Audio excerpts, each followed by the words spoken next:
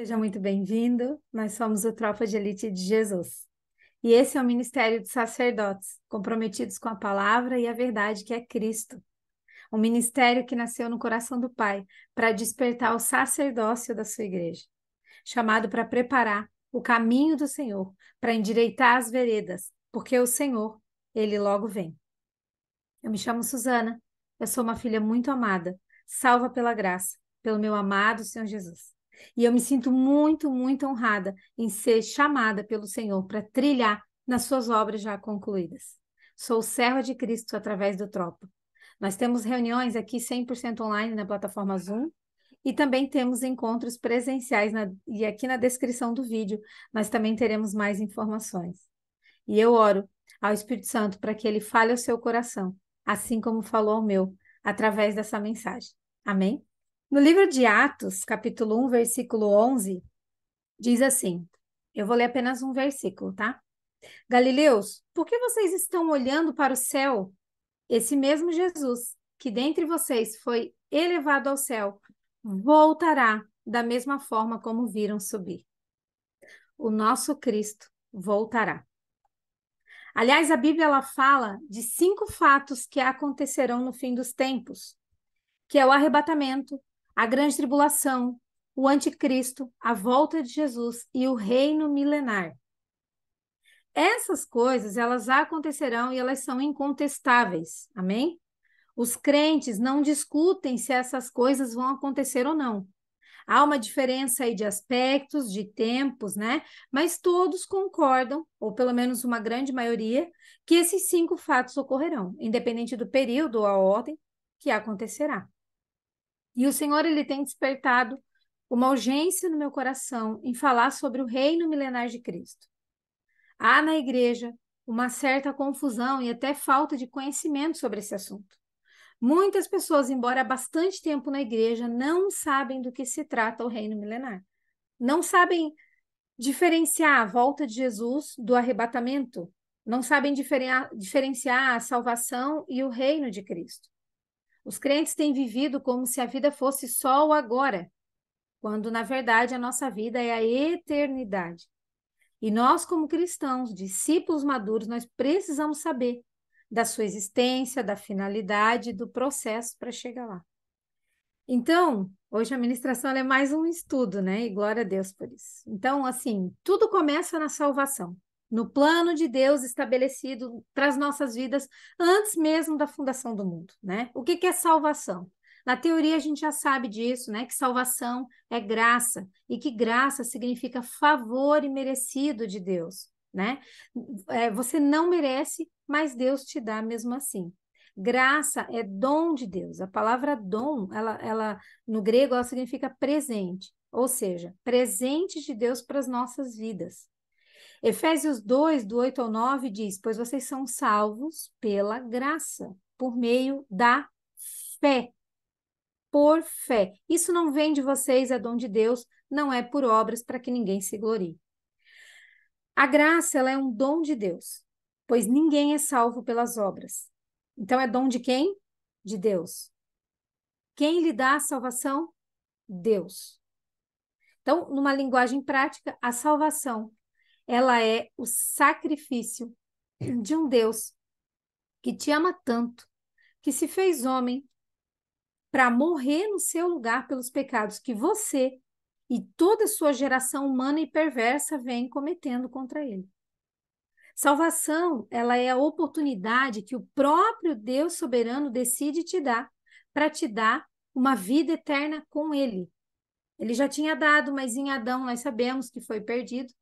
Então, para recuperar essa aproximação com Deus, ele próprio providenciou acesso a ele novamente. A salvação que acontece somente através de Jesus Cristo, que confessando Jesus Cristo como Senhor e Salvador, conforme Romanos 10, 9, você é salvo. Você é salvo no Espírito, confessando Jesus Cristo como seu Senhor e Salvador. Ou seja, o nosso espírito é automaticamente salvo. Nosso espírito é vivificado e o Espírito Santo de Deus se une ao nosso e o reino passa a existir dentro de nós. Jesus diz lá em Lucas 17, 21, o reino de Deus está dentro de vós. Lembrando que reino significa governo. Reino é governo.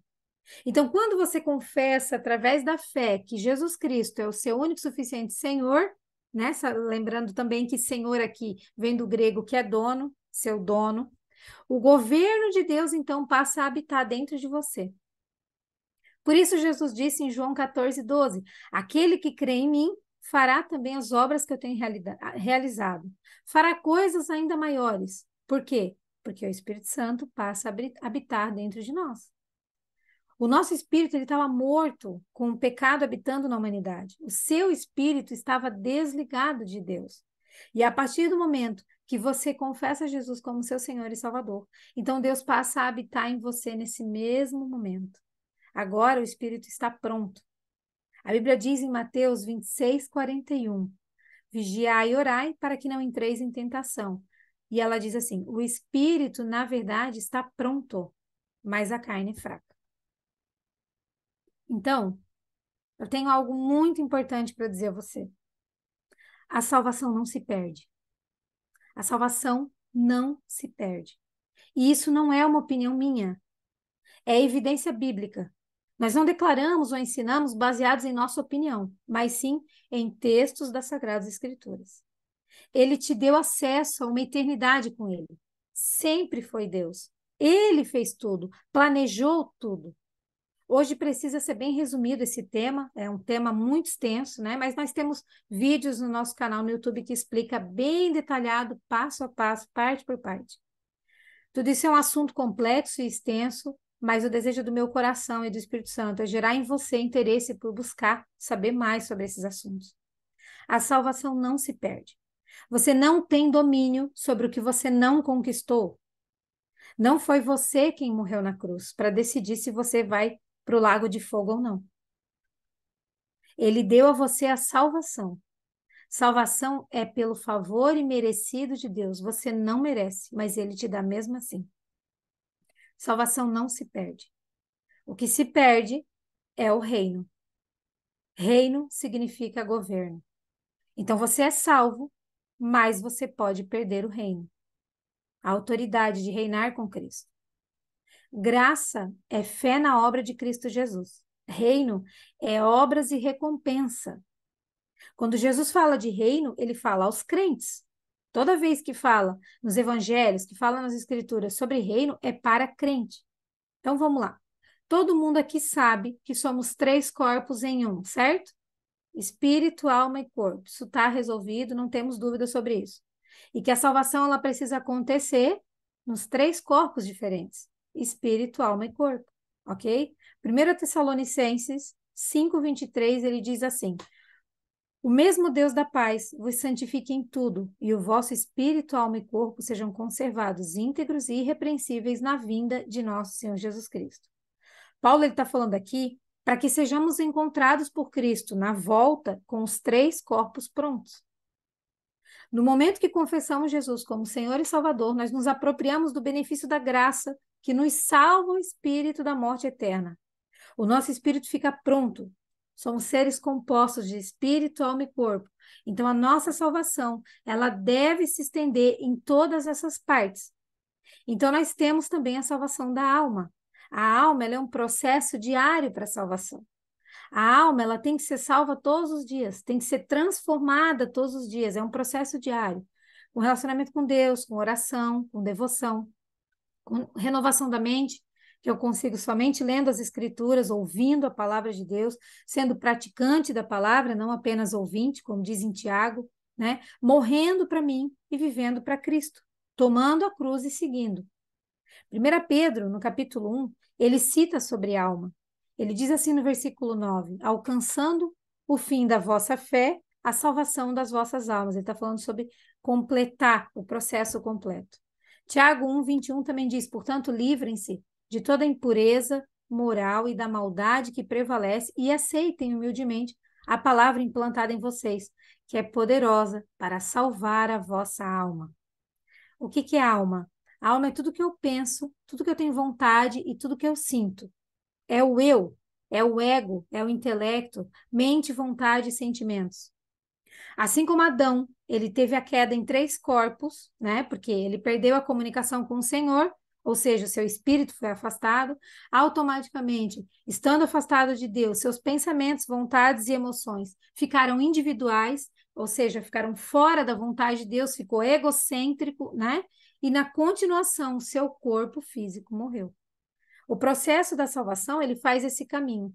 Ele restaura a comunhão com Deus, que foi perdida em Adão, e quanto mais próxima, mais eu morro para mim e vivo para Cristo, tenho uma alma transformada e no final eu terei um corpo glorificado e eterno.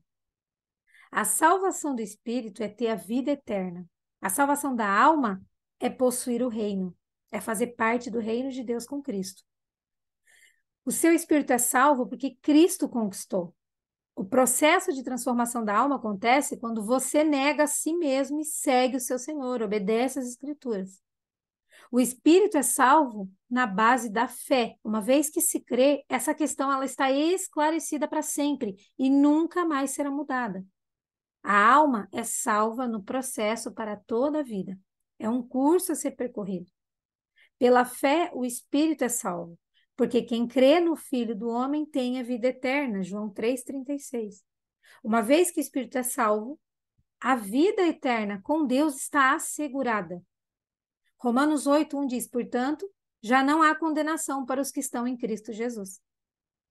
A salvação do espírito ela é concedida no momento em que cremos no Senhor.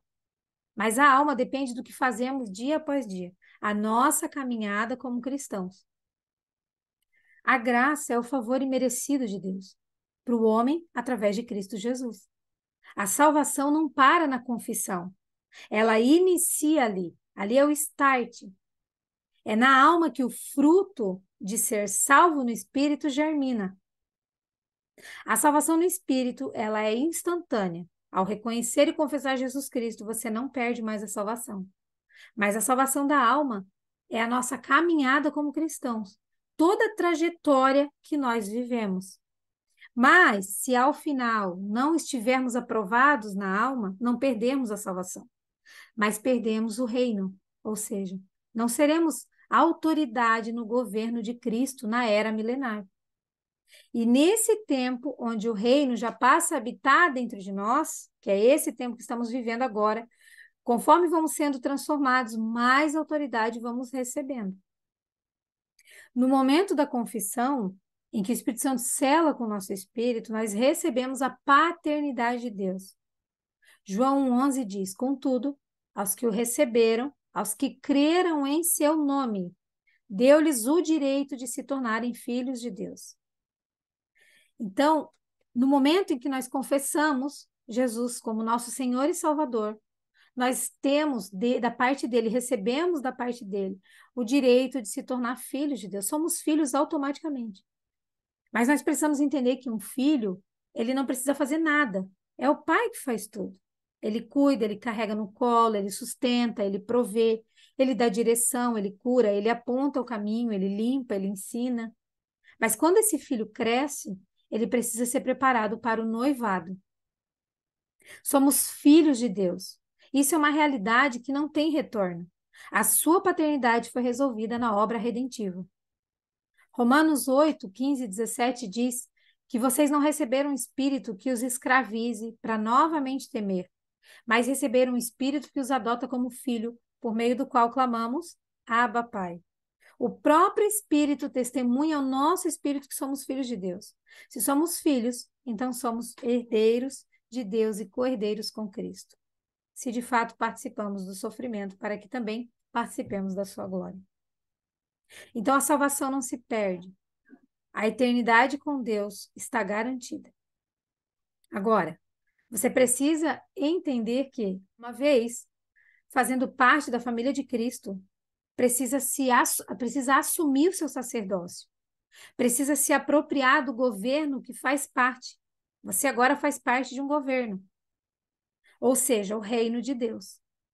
O reino de Deus como sendo o domínio do Senhor na terra, reconhecido no coração e ativo na vida do seu povo.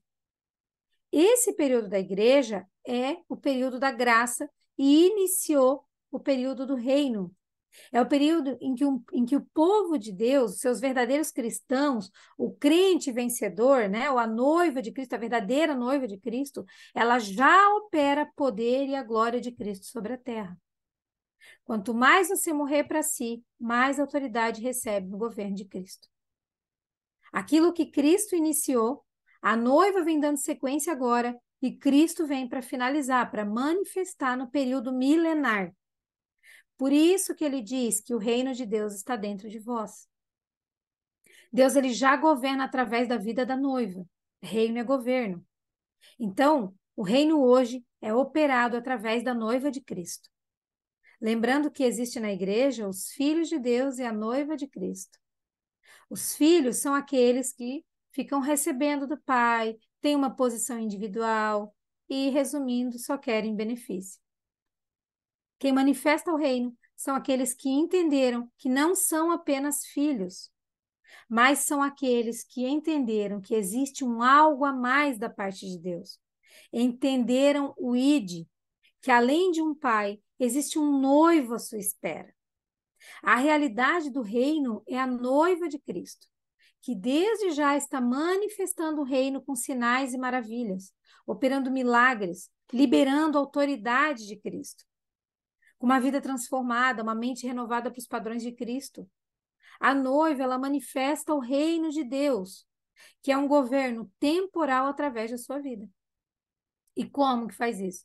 Operando cura, sinais e maravilhas, pregando o evangelho, fazendo discípulos, com um caráter transformado, fazendo a vontade de Deus. Essa é a realidade do reino hoje, manifestando o poder de Deus através das suas vidas.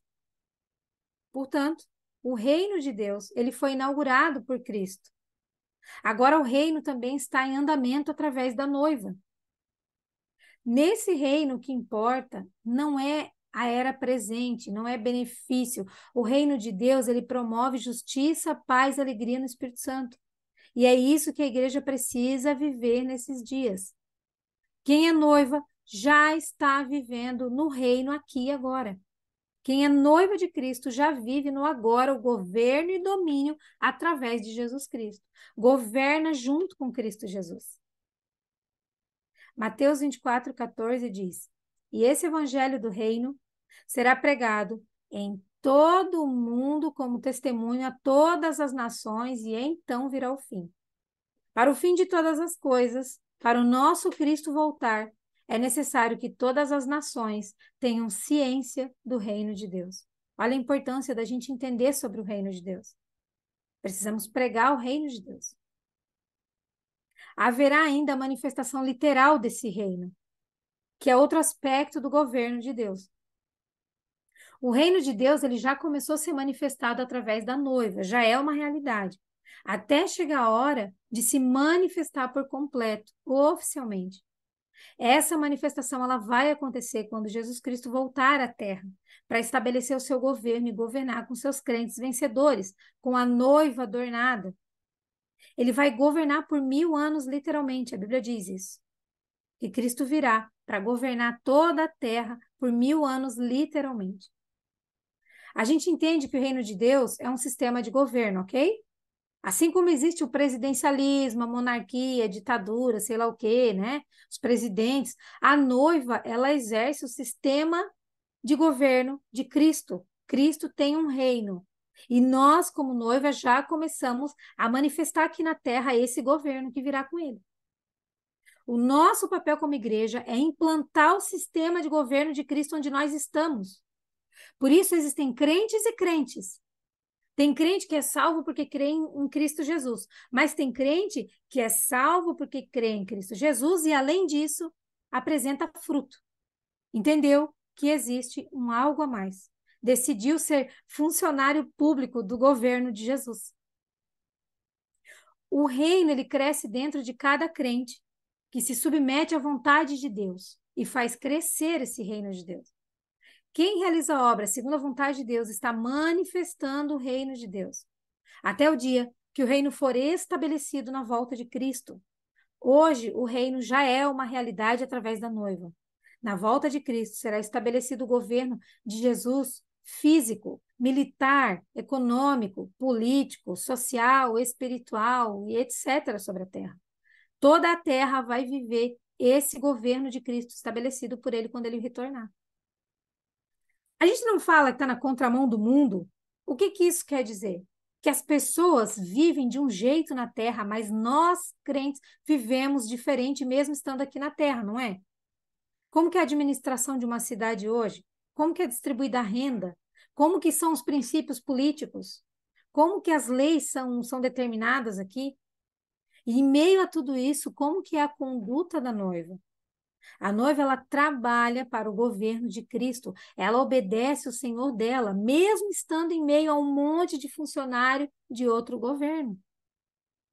Por isso, Paulo disse em Filipenses que a nossa cidadania não é daqui, ela está no céu. Então, quando você, por exemplo, abre mão de algo e oferta sustento ao necessitado, você está exercendo a justiça de Deus, você está manifestando o reino de Deus. Se alguém bate no seu rosto, o que que o mundo diz? Revida, bate, não aceita uma coisa dessa, não se rebaixa. Mas o que que a Constituição do Reino de Deus diz? Da outra face, manifestando o reino de Deus. Se alguém te fere, o que que o mundo diz? Manda embora, não fala mais, não aceita essa ofensa. Mas o que que a Constituição do Reino de Deus diz na Bíblia? Perdoe, se necessário, 70 vezes 7. Se você faz isso, você manifesta o governo de Deus na terra. Quanto mais pessoas fazendo isso, quanto mais noiva despertada, mais expansão, mais domínio o governo de Deus terá na terra. Lembrando que eu estou resumindo aqui, né? Mas nós temos vídeos que explicarão mais detalhados. Romanos 5,17 diz que se pela transgressão de um só a morte reinou por meio dele, muito mais aqueles que recebem de Deus a imensa provisão da graça e a dádiva da justiça, reinarão em vida por meio de um único homem, Cristo Jesus. Ou seja, a noiva já está reinando em vida e está à espera da chegada do noivo. Jesus Cristo voltará à terra para exercer literalmente o seu governo.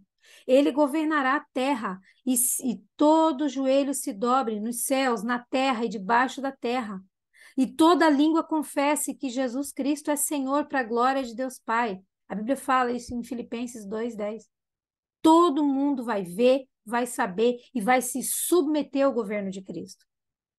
Então nós sabemos que a primeira coisa que está para acontecer, para tudo isso acontecer, é o arrebatamento dos crentes vencedores. É o arrebatamento da noiva. Todos aqueles em cujas vidas a cruz trabalhou profundamente serão arrebatados. Serão raptados, serão afastados do que está por vir. Mas aqueles que, apesar de serem salvos, ainda estão misturados com o mundo, comprometidos com o pecado, permanecerão na terra e passarão pela grande tribulação. Tá, Susana, então, a igreja vai passar pela tribulação? Sim e não. Sim e não. Resumindo, dentro da igreja de Cristo existem dois grupos de pessoas. A verdadeira noiva, a santa, e a falsa noiva, com falsa santidade. Trigo e joio. A palavra sobre trigo e joio é para crente, são dois tipos de crente. Trigo e joio. Um será levado, um outro deixado. Não estamos falando de salvação, estamos falando de reino. Mateus 7, 21 a 23, a constituição do reino está em Mateus do 5 ao 7, tá?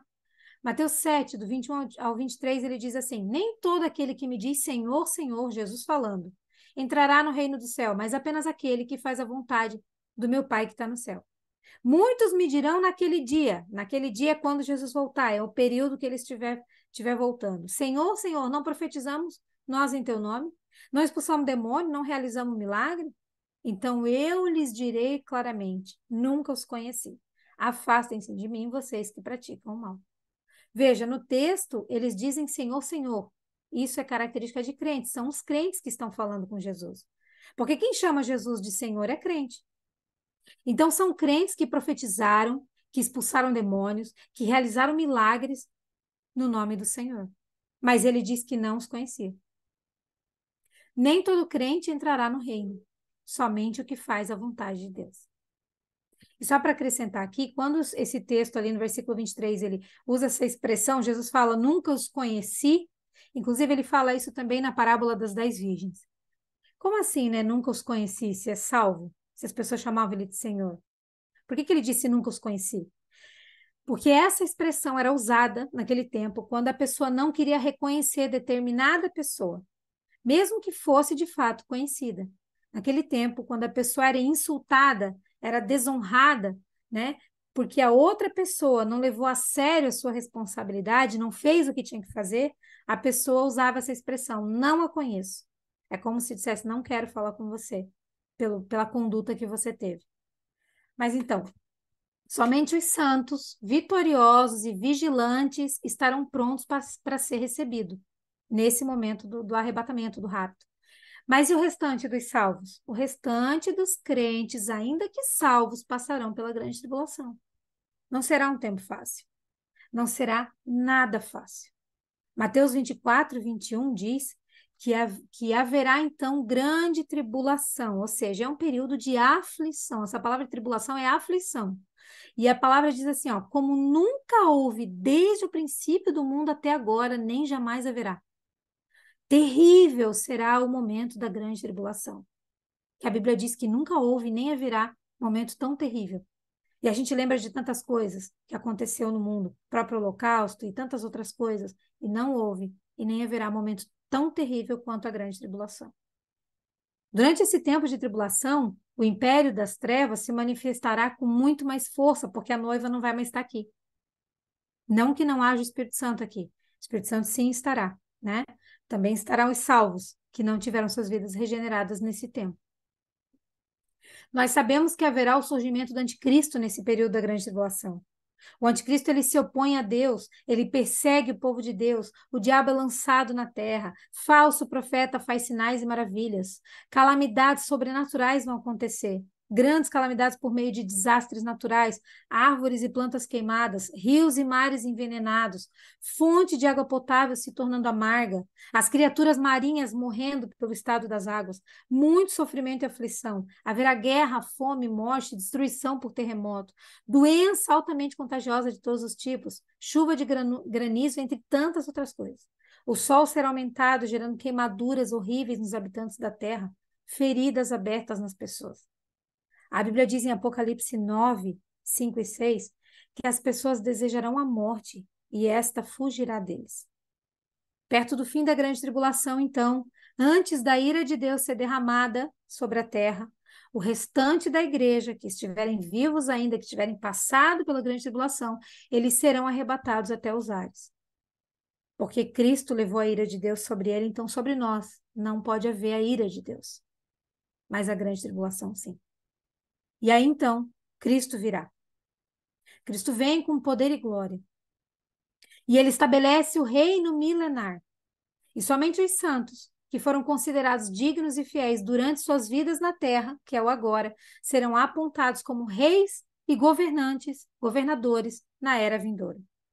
Aqueles que passaram pela tribulação passarão também por disciplina no reino milenar.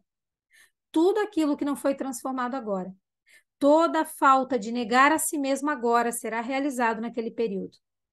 Um exemplo, tem que falar de Jesus para alguém, você não fala. Lá no reino milenar você vai falar. Você vai ter que falar. Então, aquilo que você não está fazendo agora, você vai ter que fazer lá. Então, se você não faz agora, no momento mais fácil, num ambiente melhor, numa atmosfera melhor, imagine na grande tribulação. Imagine no milênio depois. Haverá uma continuidade dinâmica entre o que fazemos nesta vida e a glória que possuiremos nos corpos ressuscitados. A nossa autoridade e função no milênio será determinada pelo estilo de vida durante essa era. Aquilo que nós vivemos agora influenciará a nossa vida lá. As orações de agora influenciarão lá. E nós podemos perceber, inclusive, através de Maria de Betânia. O seu estilo de vida em devoção permanece impactando além da sua vida na terra. E Jesus diz, em Lucas 10, 41, ele fala assim, entretanto, pouco é necessário, ou mesmo uma só coisa. Maria escolheu a boa parte, e essa não lhe será tirada. As duas funções mais enfatizadas da noiva no reino milenar é reis e sacerdotes. Apocalipse 1,6 diz que nos constituiu reino e sacerdotes para servir a Deus e Pai. Apocalipse 5,10 diz: Tu os constituístes reino e sacerdotes para o nosso Deus, e eles reinarão sobre a terra. Apocalipse 26 diz: Serão sacerdotes de Deus e de Cristo, e reinarão com ele durante 1000 anos. Apocalipse 26. O sacerdócio real é exercido na vida da igreja hoje e será praticado intensamente no reino milenar. O reino de Deus era a mensagem essencial da pregação de Jesus e dos apóstolos. E a mensagem central do reino de Deus é o reino e o governo mundial do Rei Jesus sobre todas as esferas da sociedade. Nós, aqui no Tropa, proclamamos a vinda do Rei Jesus para estabelecer seu reino aqui na Terra. E proclamamos também a oportunidade de qualquer pessoa participar hoje mesmo deste reino, ter frutos que impactam seu futuro destino no reinado na terra após a volta de Jesus. Serão poucos os que terão posições de governo na era vindoura. A palavra de Deus, ela deixa claro que muitas pessoas são chamadas, ou seja, convidados a reinar com Cristo. Mas somente poucas são escolhidas, o que é isso? Considerados por Deus como fiéis e dignos de reinar com Jesus na era vindoura. Pois muitos são chamados, são convidados e poucos escolhidos, dignos de reinar. Mateus 22,14 fala sobre isso.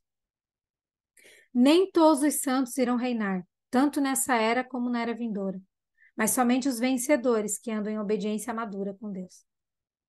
Segundo João 1,8 diz: acautelai-vos para não perderdes aquilo que temos realizado com esforço, mas para receberdes completo galardão.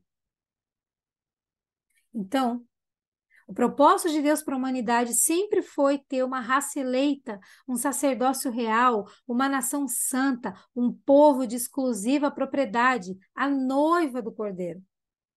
E a salvação da humanidade tem sido uma correção de rumo em nós. Nós não fomos criados para ser salvo do pecado, nós fomos criados para ser a noiva do Filho de Deus. E quando o Senhor voltar, é isso que vai ser alinhado, se ainda não estiver. E só para finalizar, depois dessa lambada toda, né, eu quero dizer algo. A maior expectativa do cristão deve ser a volta de Jesus. É importante que nós, como igreja, estejamos ansiando pela volta do nosso Senhor e Salvador, né? Ansiando para que o nosso Senhor venha nos buscar, em realidade, como noiva, para que a gente não precise passar por tudo isso, pela grande tribulação. O próprio Jesus disse, João 14,3, voltarei e os levarei para mim, para que vocês estejam onde eu estiver. É para isso que nós devemos viver. Talvez esse assunto de arrebatamento, de fim dos tempos, né? Tudo isso gere uma certa insegurança em você, mas não fique inseguro. Confie, creia na palavra, confie na promessa de Deus para a sua vida e se prepare para isso. Você, como noiva, deve se preparar para o grande dia, o encontro com seu noivo. Deve estar instruído, deve buscar entendimento, porque o nosso Senhor, Ele preparou todas as coisas para nós. Nós devemos confiar e ansiar por esse tempo, pela grande boda com o Cordeiro. Amém? Louvado seja o Senhor. Glória a Deus.